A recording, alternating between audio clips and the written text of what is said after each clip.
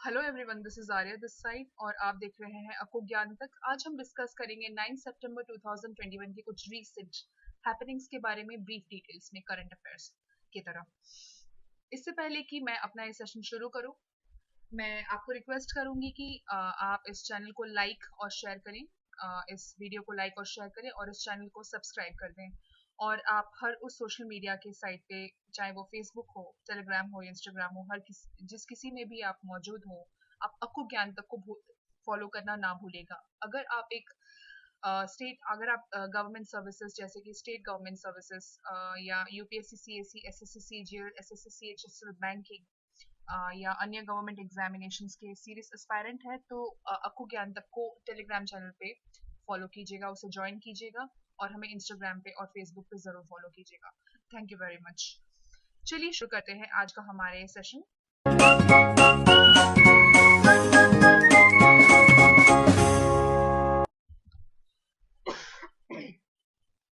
यह रहा हमारा पहला सवाल। कोल इंडिया लिमिटेड ने कोयला संसाधनों के बेहतर अनुमान के लिए सॉफ्टवेयर लॉन्च किया। वह कौन सा सॉफ्टवेयर है? चलिए जानते हैं इसका रिगार्डिंग कुछ ब्रीफ डिटेल्स।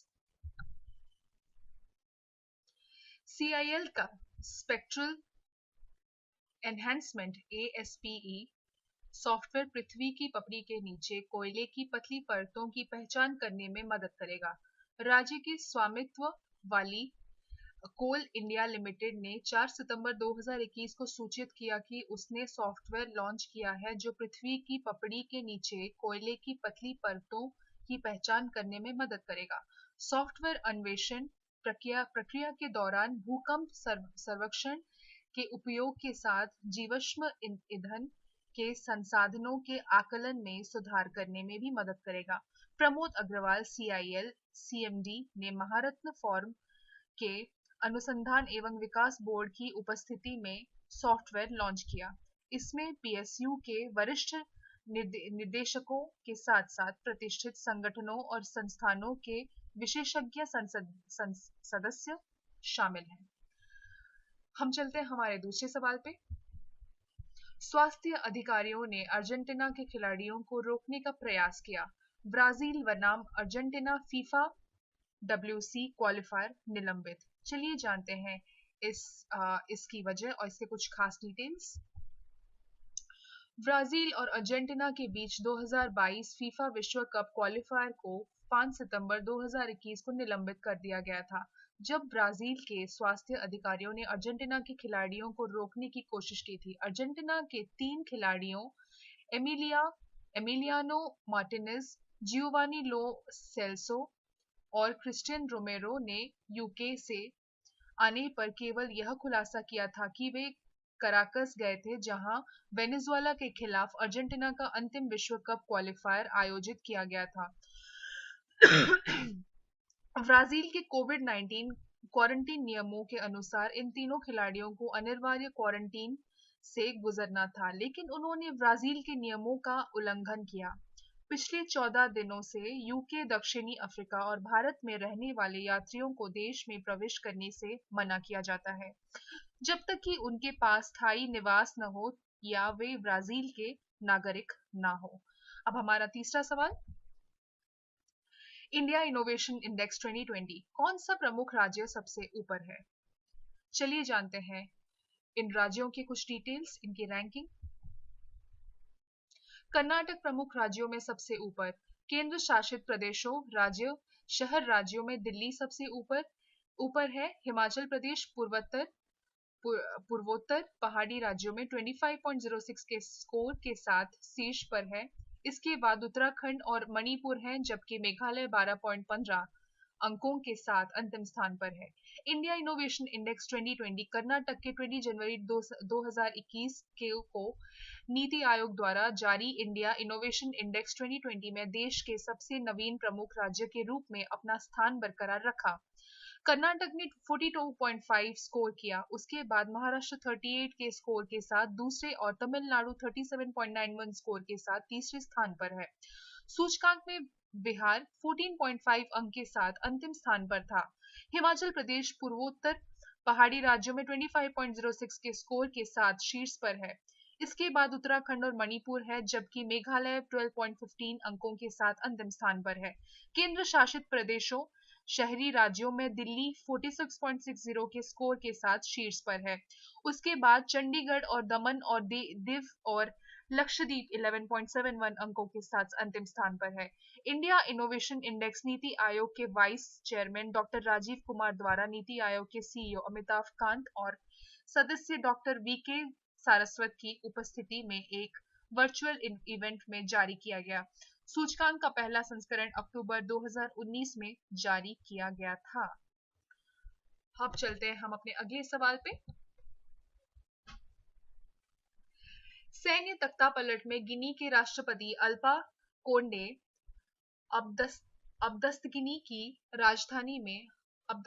राजधानी में घंटों की भारी गोलीबारी के बाद सैन्य जुंटा ने राष्ट्रपति अल्फा कोंडे को हिरासत में लिया और क्षेत्रीय गवर्नरों को सैन्य कमांडरों के साथ बदल दिया। चलिए जानते हैं इस घटना को लेकर कुछ डिटेल्स।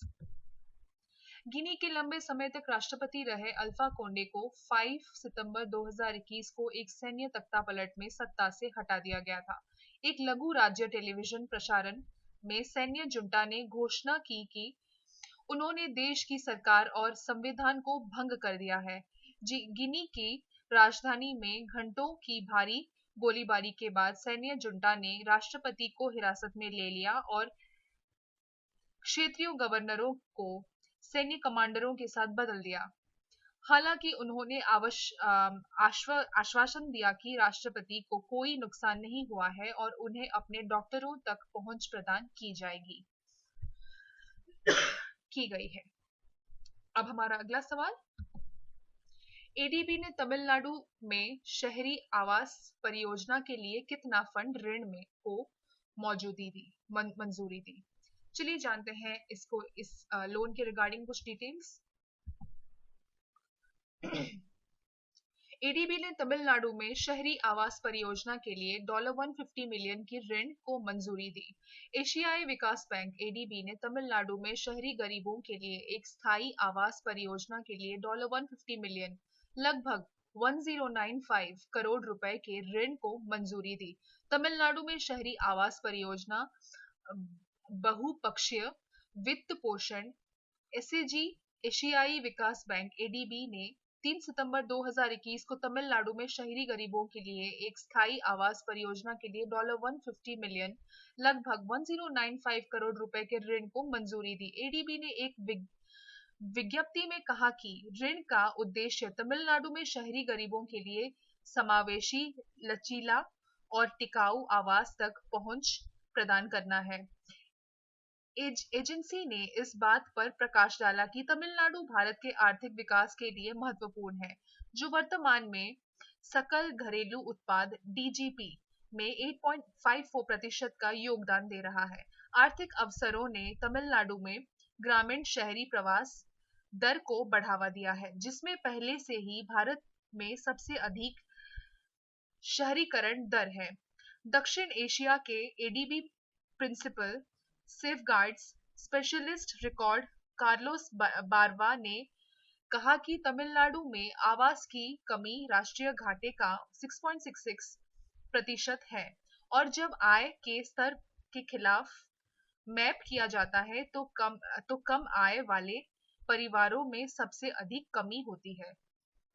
अब हमारा अगला सवाल।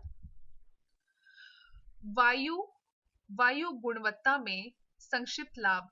कोविड लॉकडाउन के कारण 2020 में वायु प्रदूषण को उत्सर्जन में गिरावट यूएन के दौरान। चलिए जानते हैं इसके रिपोर्ट की कुछ डिटेल्स। विश्व मौसम विज्ञान संगठन ने अनुसार दुनिया विशेष रूप से शहरी क्षेत्रों ने 2020 में वायु प्रदूषकों के उत्सर्जन में एक संक्षिप्त तेज गिरावट का अनुभव किया है, जो लॉकडाउन के उपायों और संबंध यात्रा प्रतिबंधों के बीच कोविड-19 महामारी के कारण लगाए गए थे। संयुक्त राष्ट्र की मौसम एजेंसी ने कहा है कि दुनिया विशेष रूप से शहरी क्षेत्रों ने 2020 में वायु प्रदूषण के उत्सर्जन में एक संक्षिप्त तेज गिरावट का अनुभव किया है। कोविड लॉकडाउन उपायों और संबंधित यात्रा प्रतिबंधों के बीच जो कि कोविड-19 के स्थान पर लगाए गए थे, वैश, वैश्विक महामारी वैश्विक मौसम विज्ञान संगठन ने अपनी पहली वायु गुणवत्ता और जलवायु बुलेटिन जारी करते हुए आगाह किया था कि प्रदूषण में कमी बहुत ही कम थी और दुनिया के कई हिस्सों ने ऐसे स्तर दिखाए जो वायु गुणवत्ता दिशा-निर्देश से आगे निकल गए हैं। विश्व मौसम विज्ञान संगठन के बुलेटिन में आगे कहा गया है कि कुछ प्रकार के प्रदूषक नियमित या उच्च स्तर पर भी निकलते रहे हैं। अब हमारा अगला सवाल, पंजशीर घाटी प्रतिरोध। तालिबान ने अफगानिस्तान के पंजशीर में जीत का दावा। प्रतिरोध नेता अहमद मसूद सुरक्षित। चलिए जानते हैं इस इंसिडेंट के रिगार्डिंग कुछ brief details. Panjshir resistance news. Resistance front के प्रवक्ता और जाने माने पत्रकार फहीम दश्ती समेत रेजिस्टेंस फोर्स के कई टॉप लीडर्स मारे गए हैं। प्रतिरोध के नेता अहमद मसूद जीवित हैं और सुरक्षित हैं। पंजशीर घाटी प्रतिरोध। तालिबान ने 6 सितंबर 2021 को दावा किया कि उसने पंजशीर घाटी पर पूरा नियंत्रण हासिल कर लिया है, जो देश में तालिबान विरोधी ताकतों को अंतिम पकड़ है। अफगानिस्तान नेशनल रेजिस्टेंस फ्रंट के कई शीर्ष नेता मारे गए, जिनमें रेजिस्टेंस फ्रंट के प्रवक्ता फहीम दश्ती, गुल हैदर खान, मुनीफ अमीरी और अहमद शाह मसूद के भतीजे बदूद शामिल थे।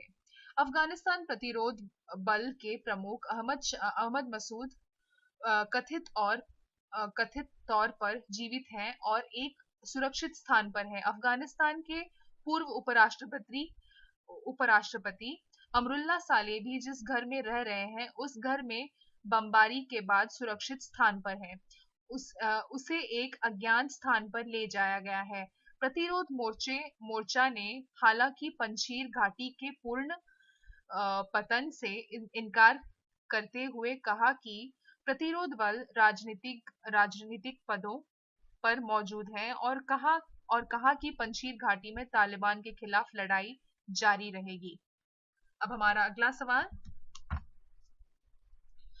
अल साल्वाडोर सुप्रीम कोर्ट के नियम राष्ट्रपति लगातार 2 कार्यकाल दे सकते हैं।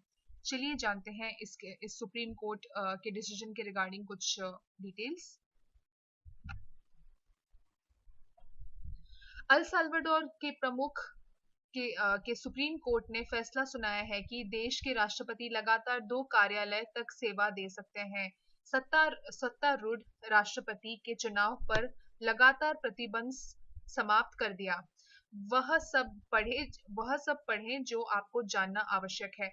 अल साल्वाडोर सुप्रीम कोर्ट के नियम राष्ट्रपति लगातार 2 कार्यालय दे सकते हैं। अल साल्वाडोर के सुप्रीम कोर्ट ने फैसला सुनाया है कि देश के राष्ट्रपति लगातार 2 कार्यालय तक सेवा दे सकते हैं। सत्तारूढ़ राष्ट्रपति के चुनाव पर लगातार प्रतिबंध समाप्त कर दिया गया है। अल साल्वाडोर के सुप्रीम कोर्ट ने 3 सितंबर 2021 को फैसला सुनाया कि देश के राष्ट्रपति लगातार 2 कार्यालय तक सेवा दे सकते हैं। इस फैसले ने 2014 में जारी राष्ट्रपति चुनाव पर लगातार प्रतिबंध को समाप्त कर दिया। सुप्रीम कोर्ट के संवैधानिक चैम्बर ने 3 सितंबर को सुप्रीम इलेक्टोरल ट्रिब्यूनल को अल साल्वाडोर में राष्ट्रपतियों के लिए दूसरे कार्यालय की अनुमति देने का निर्देश दिया।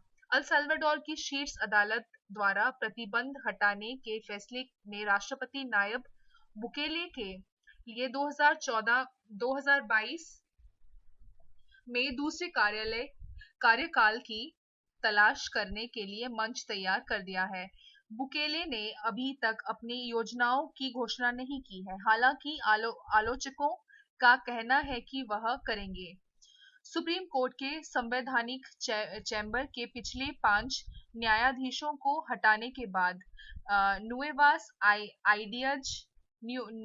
आइडियाज नए विचार पार्टी ने मई 2021 में सांसदों को नियुक्त किया, जिन्होंने राष्ट्रपति पद के चुनाव पर प्रतिबंध हटाने का फैसला सुनाया।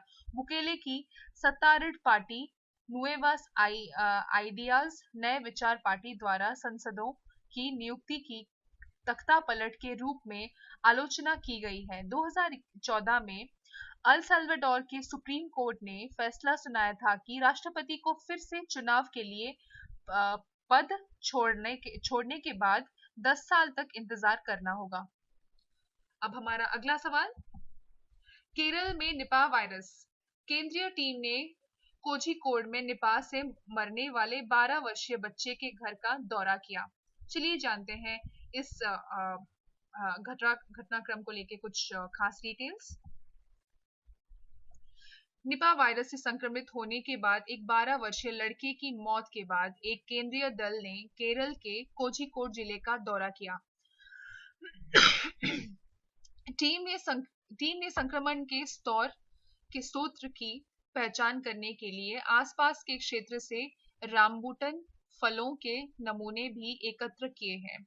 निपाह वायरस से संक्रमित होने के बाद 12 वर्षीय लड़के की मौत के बाद 5 सितंबर 2021 को केरल के कोझिकोड जिले का एक केंद्रीय दल ने दौरा किया।